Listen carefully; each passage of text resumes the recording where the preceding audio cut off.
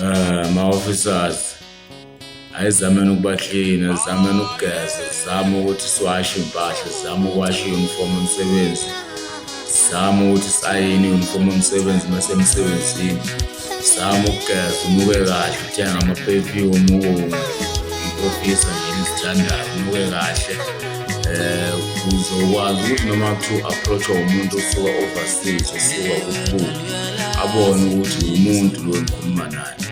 Niyazi-ke nama-officers ngizokhuluma-ke entini ngoba ngaso sonke isikhathi umuntu oxakekile nomuntu ofuna usizo akaze abuze omunye umuntu if i-officer liseduze ngaleso sikhathi. Uyaka-approach-e i-officer alibuze le nto afuna ukuyibuza ngaleso sikhathi ngoba usukazi ukuthi i-safety ubuza kumuntu omthetho, umuntu ophethe umthetho. So usagqugquzela nje hlanzekile, ube nje clean nje, kubonakale nje ukuthi uyi-officer all in order la.